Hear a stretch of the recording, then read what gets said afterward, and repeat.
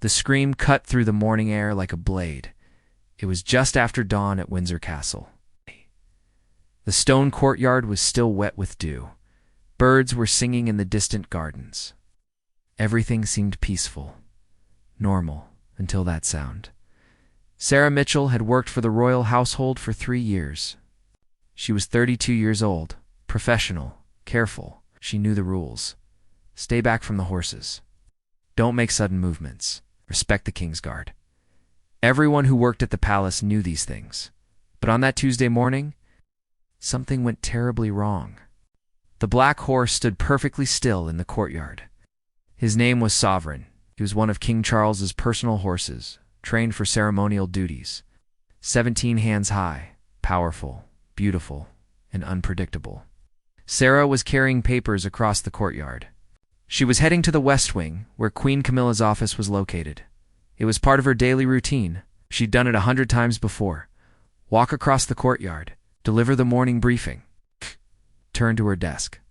Simple, but today, Sovereign was there. The horse wasn't supposed to be in that courtyard at that time. Usually the ceremonial horses were kept in the royal mews until later in the morning. But there had been a schedule change, last-minute adjustment for a visiting dignitary.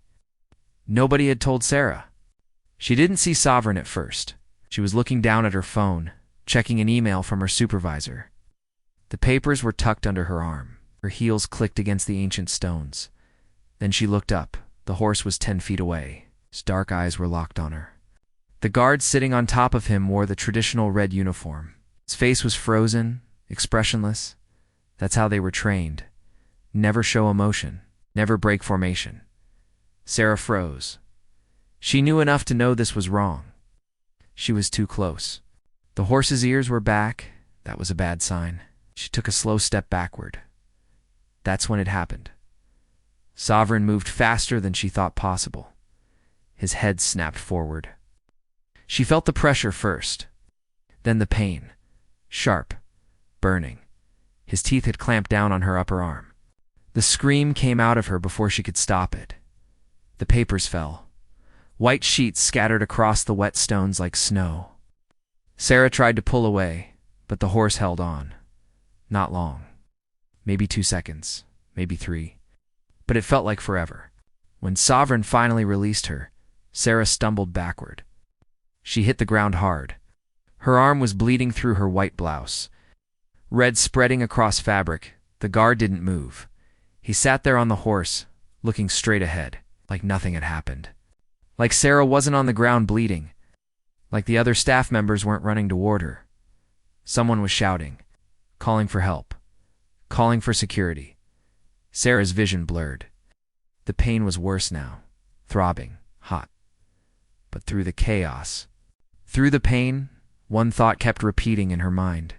Why didn't the guard help me? If you want to know what happened next and why the royal guard stayed silent, hit that subscribe button now. This story gets more complicated than anyone could have imagined. Within minutes, the courtyard was filled with people. Palace security, medical staff. Senior members of the household, they surrounded Sarah, asking questions, checking her injury. But when they asked the guard what happened, his answer shocked everyone. The horse was defending itself. Those 5 words would start a storm that would reach all the way to Queen Camilla herself. Asterisk, the palace medical room smelled like antiseptic and old wood. Sarah sat on the examination table, her arm wrapped in temporary bandaging. The bite was deep. Not deep enough for stitches, but close. The skin was bruised purple and black around the teeth marks. Each throb of pain reminded her of those terrible seconds in the courtyard. Dr. Phillips, the palace physician, worked in silence. He'd seen injuries before. Falls. Cuts once. A footman had broken his ankle on the main stairs. But a horse bite. That was unusual. You'll need to keep this clean, he said quietly. Change the dressing twice daily. If there's any sign of infection, call me immediately. Sarah nodded. She wasn't really listening. Her mind was still in that courtyard. Still seeing the guard's blank face. Still hearing those words. The horse was defending itself. Defending itself from what? From her. She'd been walking. Just walking. She hadn't raised her voice. Hadn't made any threatening gestures. She was holding papers, for God's sake. The door opened. Margaret Ashford walked in. She was the head of Queen Camilla's staff. 60 years old. Gray hair pulled back tight, sharp eyes that missed nothing. Sarah. Her voice was formal. Careful. How are you feeling? I'm okay, Sarah lied. Margaret glanced at Dr. Phillips. Some silent communication passed between them. Then she looked back at Sarah. I need you to tell me exactly what happened. Every detail. Sarah went through it again. The morning routine, the courtyard, the horse, the bite, the guard's silence. Margaret listened without interrupting. When Sarah finished, the older woman was quiet for a long moment. The guard has filed a report, Margaret finally said.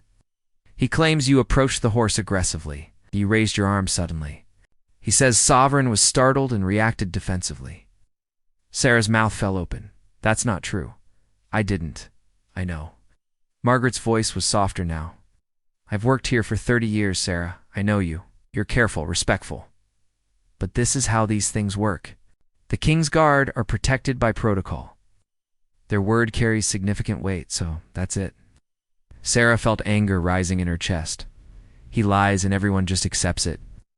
Margaret pulled a chair over and sat down. She suddenly looked very tired.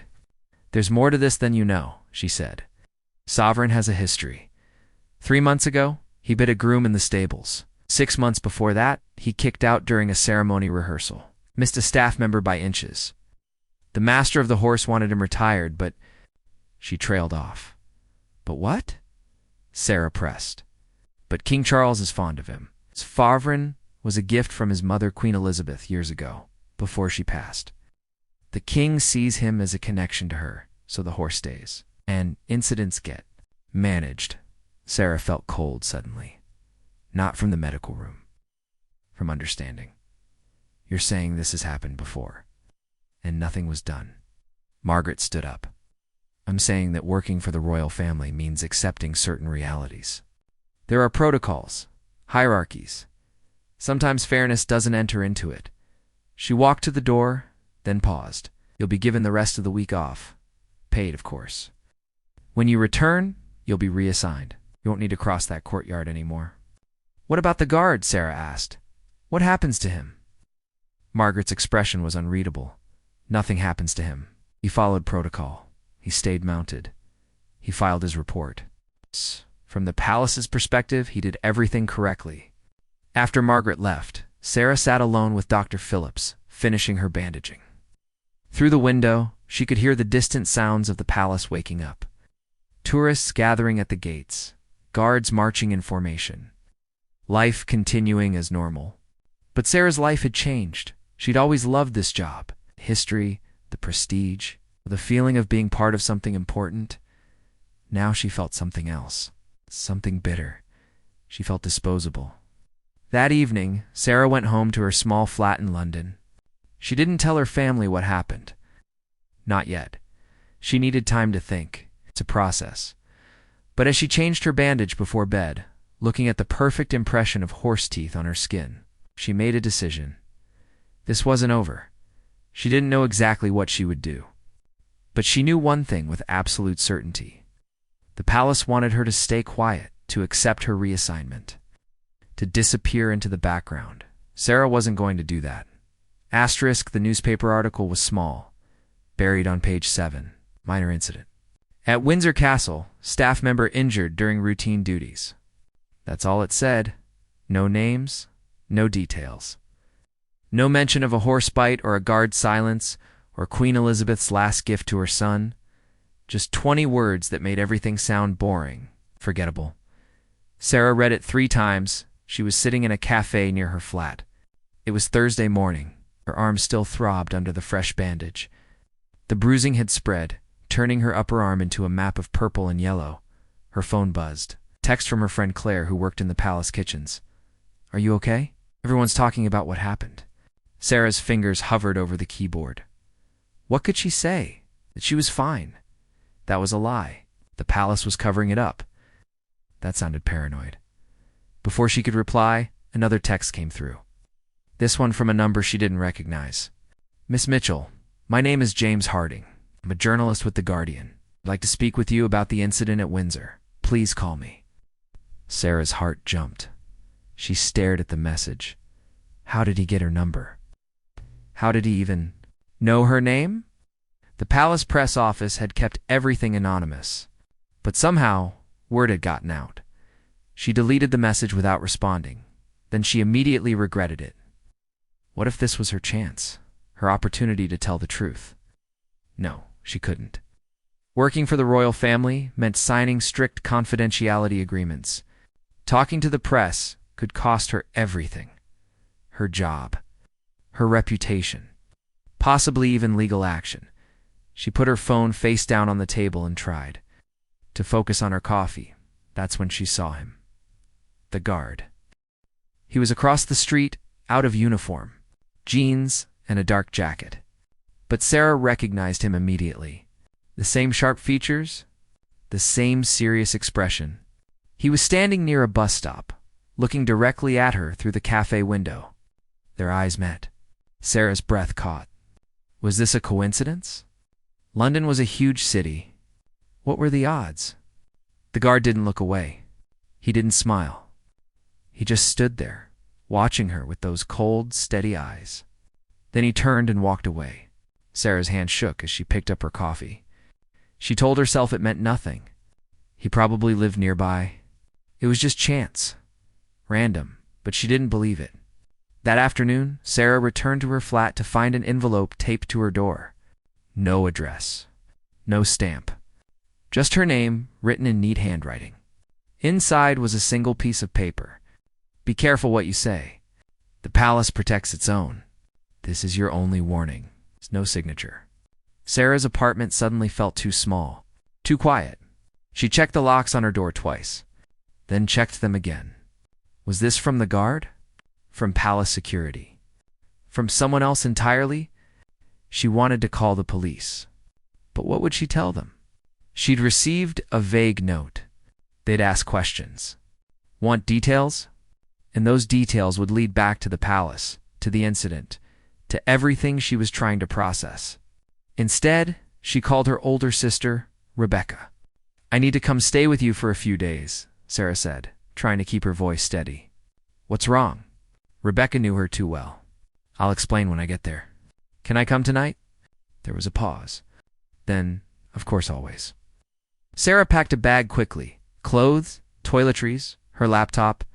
As she moved through her flat, she kept glancing at the windows, checking the street below, looking for anyone watching. She felt ridiculous, paranoid, but the note had done its job. She was scared. On the train to Rebecca's house in Brighton, Sarah's phone buzzed again. Another unknown number. This time she answered, Hello? Miss Mitchell. A woman's voice. Older, refined. Please don't hang up. My name is Patricia Worthing. I used to work for the royal household. I heard about what happened to you.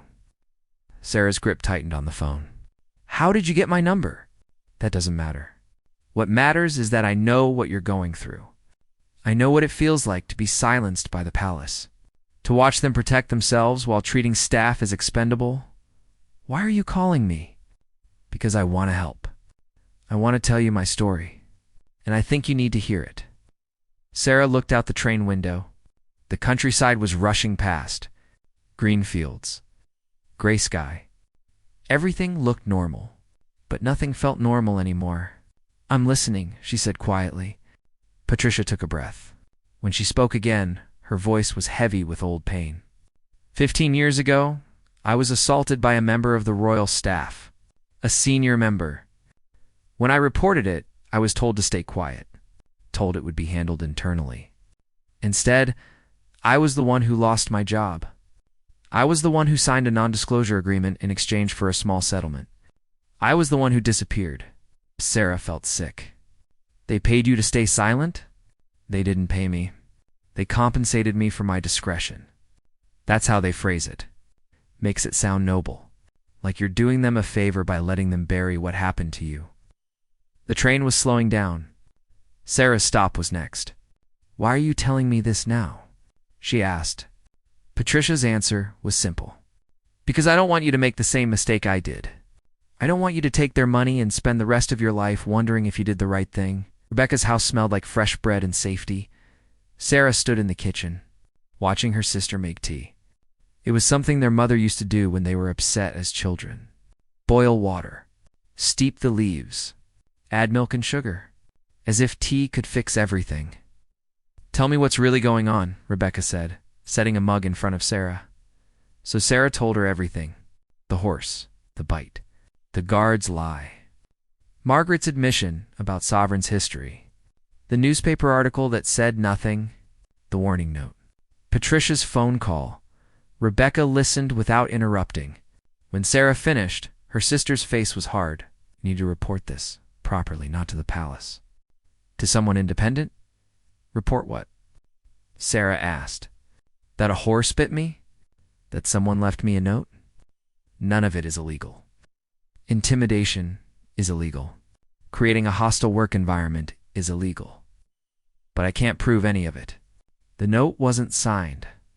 The guard filed an official report that contradicts everything I say, and Patricia warned me that speaking out would destroy my career. Rebecca reached across the table and took Sarah's hand. You need to decide what you can live with. Can you go back there? Can you pretend nothing happened? Can you watch them do this to the next person? Sarah didn't have an answer. That night, lying in Rebecca's guest room, Sarah couldn't sleep. Her arm ached. Her mind raced. She kept thinking about Patricia. About the woman who'd been paid to disappear. Who'd spent 15 years carrying silence like a weight. At 2 a.m, Sarah made a decision. She turned on the lamp and opened her laptop. She found James Harding's number in her deleted messages and wrote an email instead. Mr. Harding, I'm willing to talk, but I need certain conditions met. Call me tomorrow. She sent it before she could change her mind. Morning came too quickly. James called at 9. His voice was professional, kind. Thank you for reaching out, Miss Mitchell. I want you to know that I have no intention of exploiting your story. I'm interested in truth. In accountability. I need anonymity, Sarah said. Complete anonymity. No identifying details. I can do that. But I'll need evidence. Documentation. Something that proves your version of events. What evidence did she have? Photographs of her injury. Medical records from Dr. Phillips. Text messages from Claire about workplace gossip. It wasn't much, but it was something. I'll send you what I have, she said. But if the palace traces this back to me, if they come after me legally, I'll protect my sources. Always. That's not just ethics. That's law. They arranged to meet the following day. A quiet cafe in South London. Neutral ground. After the call, Sarah felt lighter and heavier at the same time. Lighter because she was finally taking action. Heavier because she knew there was no going back now. Her phone rang again. This time, it was Margaret. Sarah, I hope you're resting. I wanted to check in and let you know we've processed your reassignment. When you return Monday, you'll be working in the archive department. Different building, different duties. Very quiet, very isolated, you mean? There was a pause. I understand you're upset, Margaret said carefully. But this is for the best. For everyone. Have you spoken to Queen Camilla about what happened? Another pause. Longer this time. Her Majesty has been briefed on the incident. She's concerned for your well-being. It's concerned enough to question the guard's story. Concerned enough to look into Sovereign's history? Sarah. Margaret's voice had an edge now. You're a smart woman. You understand how these institutions work. Some battles can't be won. Some fights only hurt the person fighting them. Is that a threat? It's advice. From someone who's been in this world much longer than you? Margaret hung up. Sarah stared at her phone. The message was clear. Stay quiet. Accept your exile to the archives. Be grateful you still have a job. But Sarah wasn't grateful. She was angry. That evening, she met with Patricia in person. The older woman chose a park bench near the Thames. Public open. Safe Patricia looked exactly like she sounded on the phone. Elegant, tired, someone carrying old wounds. I brought you something, Patricia said, handing Sarah a folder. Copies of documents from my case, emails, settlement agreements. Everything they made me sign. I kept copies, even though I wasn't supposed to. Sarah opened the folder. Page after page of legal language. Non-disclosure clauses. Financial terms. Penalties for violation. Why are you showing me this? Because I want you to understand what you're walking into if you sign anything they offer you. These documents ended my career. I couldn't work in similar institutions. Couldn't give references about my time at the palace. Couldn't even mention it in job interviews without violating the agreement. Do they know you kept copies? Patricia smiled grimly. They're about to. She pulled out another folder. This one was thicker. I've been in contact with James Harding for 6 months, building a story about palace treatment of staff, about the culture of silence, about the way they use legal pressure and financial settlements to bury problems. Your case is the missing piece. Sarah felt her stomach drop. You've been planning this? I've been waiting for the right moment? For the right case? Something recent. Something undeniable. Something that would make people pay attention. Sarah stood up. The folders felt heavy in her hands. I need to think about this. Patricia nodded. I understand. But think quickly. The longer you wait, the more time they have to prepare their defense, to craft their narrative, to make you disappear like they made me disappear. Walking back to Rebecca's house, Sarah felt like she was carrying more than folders. She was carrying choice, power, risk she could stay silent, accept the archive job, move on with her life, or she could fight back. The cafe was nearly empty when Sarah met James Harding. He was younger than she expected. Maybe 40. Wire-rimmed glasses. A notebook instead of a laptop. Old school. Thank you for meeting me, he said, shaking her hand. His grip was firm but not aggressive. Professional Sarah sat down across from him. The folders from Patricia were in her bag. Physical evidence of everything she was about to do. Before we start, James said, I need to explain how this works. I'll record our conversation with your permission. I'll verify everything you tell me against documents, witnesses, and official records. Nothing goes to print without corroboration. How long will that take? Depends on what you give me. Could be days. Could be weeks. The palace will likely respond with lawyers and press officers. They'll try to discredit the story before it runs. That's why evidence matters. Sarah pulled out the folders. Patricia gave me these. Her settlement documents, emails from palace staff, a pattern of behavior going back 15 years. James's eyes widened as he flipped through the pages. This is extraordinary, he said quietly. Do you know what you're sitting on here? This isn't just about a horse bite anymore. This is institutional cover-up, I know. Sarah's voice was steady. That's why I'm here. They talked for 2 hours. Sarah walked James through everything. Her routine, the courtyard, Sovereign's history, the guard's statement, Margaret's admission, the warning note. Patricia's story. James took notes constantly, asked clarifying questions, pushed for details she hadn't thought were important. What color was the horse's bridle? Did anyone else witness the bite itself? When Margaret said the master of the horse wanted Sovereign retired, did she use those exact words? By the end, Sarah's coffee was cold and her voice was hoarse.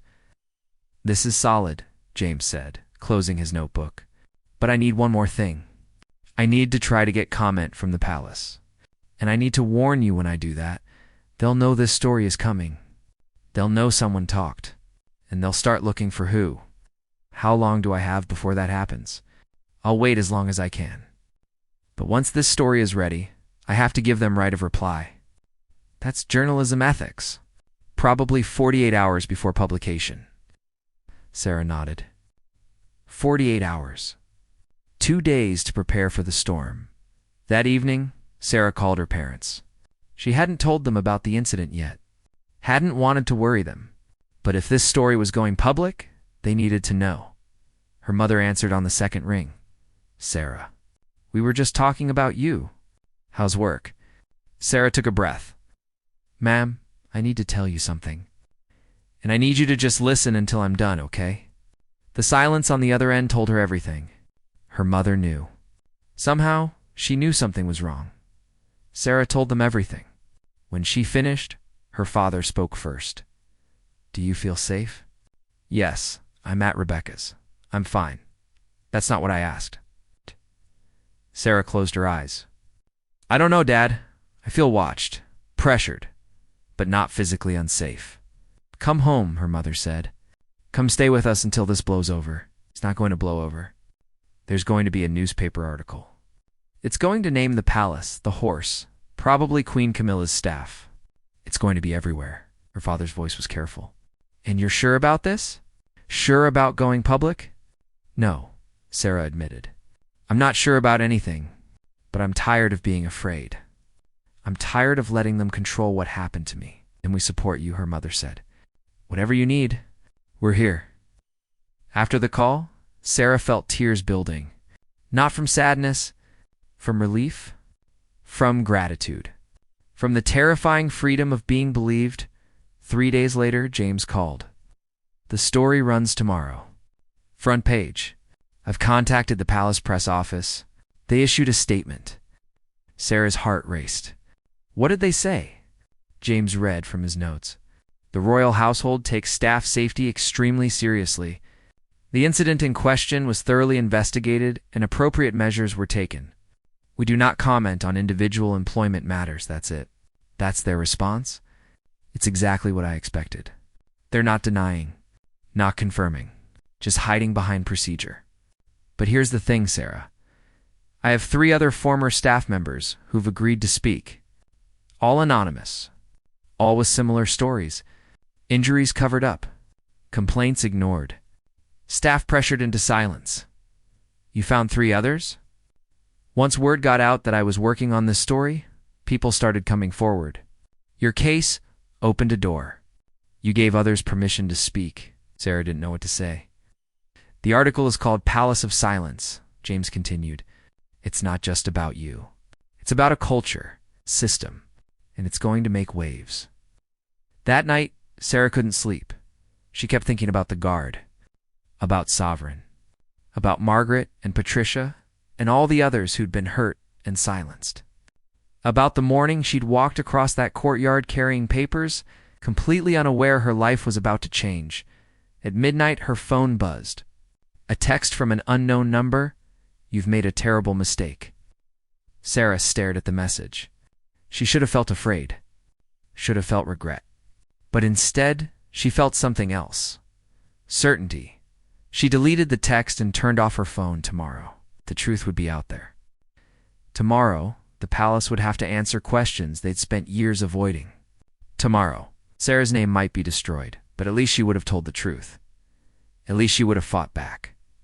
The next morning, Sarah woke to hundreds of notifications. The article had dropped at 6 a.m. By 8, it was trending on social media. By noon, major news outlets were picking it up. By evening, there were calls for an independent investigation. The palace stayed silent.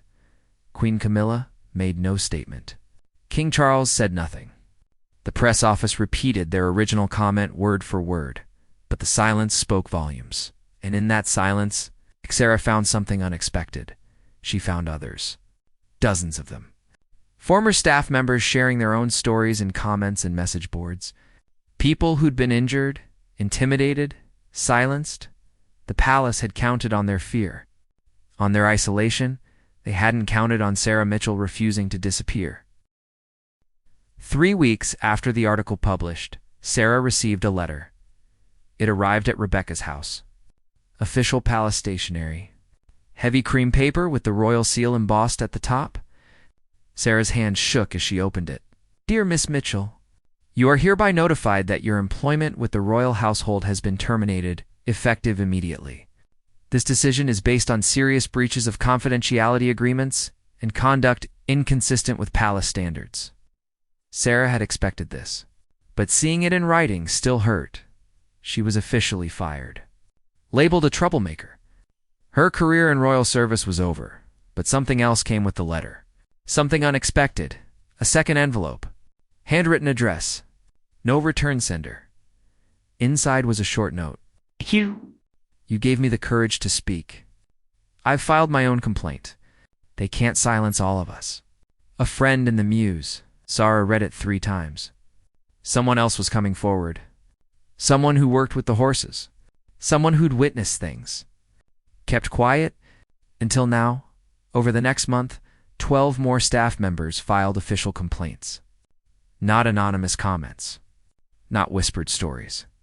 Actual documented complaints with dates, locations, witnesses. The palace could no longer ignore it. In late February, King Charles issued a statement.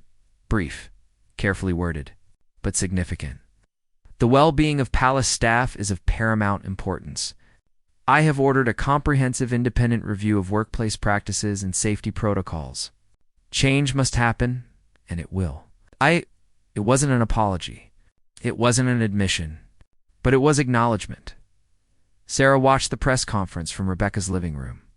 She saw the reporters shouting questions, saw the palace officials looking uncomfortable, saw the beginning of real accountability. Her phone rang. It was Margaret. Sarah, I wanted you to hear this from me directly. I've resigned my position. Sarah was quiet for a moment. Why? Margaret's voice was tired. Because I should have done more. I knew about Sovereign's history. I knew about the culture. I told myself I was being practical, realistic, but really I was being complicit. What will you do now? I don't know. But I'm meeting with the review committee next week. I'm going to tell them everything I know. Every incident I buried. Every complaint I dismissed. Every person I failed. After Margaret hung up, Sarah felt something shift inside her. This wasn't just about her anymore. This wasn't just about one horse bite. This was about an entire system being forced to look at itself. 2 months later, the independent review was published. 63 pages. Hundreds of recommendations. 17 specific incidents documented. 5 staff members who'd been paid settlements to stay quiet. A complete overhaul of reporting procedures, safety protocols, and accountability measures. Sovereign was officially retired. The guard who'd lied in his report was reassigned to desk duty. The master of the horse was replaced. It wasn't perfect. It wasn't enough. But it was something. Sarah was offered her job back. Different department. Better position. Increased pay. A formal apology from Queen Camilla's office. She turned it down instead. She accepted a position with a workplace rights organization, helping others navigate complaints against powerful institutions, using her experience to protect people who felt powerless. Patricia called her the day she started. I saw the news. Your new job. I'm proud of you. Wouldn't have done any of this without you, Sarah said. You showed me what was possible. You showed yourself. I just gave you information. You had the courage to use it. On a warm day in April, Sarah returned to Windsor for the first time since the incident. Not as an employee. As a visitor, a tourist, technically. She stood in the public courtyard, watching the changing of the guard. Watching the horses parade past. Watching the ceremony that had continued for centuries and would continue for centuries. More. But something was different now. In the corner of the courtyard, there was a new sign. Small, easy to miss if you weren't looking. Palace staff, support line. Confidential, independent, available 24/7. One sign. One phone number. One small acknowledgement that the people who worked behind these historic walls deserved protection. It wasn't revolution, but it was change. Sarah's arm had healed. The bite marks were now just faint scars, barely visible unless you knew to look. But she felt them every day, a reminder of what happened, of what she'd survived, of what she'd fought for. She thought about that morning in the courtyard, how terrified she'd been, how alone she'd felt, how certain she was that speaking up would destroy her. She'd been partially right. It had destroyed the life she thought she wanted. The prestigious job, the proximity to history and royalty, the feeling of being part of something bigger than herself. But it had built something too, a different kind of strength, a different kind of purpose. As Sarah left Windsor, she passed a group of young people in palace uniforms, new hires, starting their first day. They looked excited, nervous, hopeful. One of them, a young woman, about 23, caught Sarah's eye and smiled. Sarah smiled back, and silently she made a promise. If anything happened to that woman, if she was hurt, if she was silenced, if she needed someone to believe her and fight for her, Sarah would be there. Because that's what happens when one person refuses to disappear. When one person stands up and says this isn't right, others follow, others speak, others fight, and slowly, impossibly, things change. Sarah walked through the palace gates and into the spring sunshine. Behind her, ancient stones of Windsor Castle stood as they had for 1,000 years, powerful, permanent, unchanging. Or so everyone thought, but Sarah knew better. Even the oldest institutions, even the most powerful systems, even the strongest walls, they all have cracks, and light gets through. And truth has a way of breaking everything open. All it takes is one person brave enough to speak. One bite, one story, one voice, and everything changes. The guard who'd sat silent that morning was transferred out of London. Sovereign lived out his days in a quiet stable in Scotland, away from ceremonies and crowds. Margaret found work as a consultant, helping organizations create better workplace protections. And Sarah? She helped 83 people file complaints over the next 2 years. 83 voices that might have stayed silent. 83 stories that might have been buried. Not all of them won. Not all of them got justice. But all of them were heard, and that, Sarah learned, was where change began. With being heard. With being believed. With refusing to let fear win. Years later, when people asked her about that day in the courtyard, Sarah would give a simple answer. I was just walking to work. And something happened that wasn't right. And I decided that pretending it didn't happen was worse than anything that might come from telling the truth. She never said she was brave. Never said she was a hero. Never wanted credit for starting something bigger than herself, but the people who came after her, the ones who spoke up because she had, the ones who fought back because she'd shown them it was possible, they knew the truth. Sometimes, the most powerful thing you can do is refuse to. Disappear. Sometimes all it takes to change the world is one person saying no more. Sometimes, courage isn't feeling fearless. It's being terrified and speaking anyway.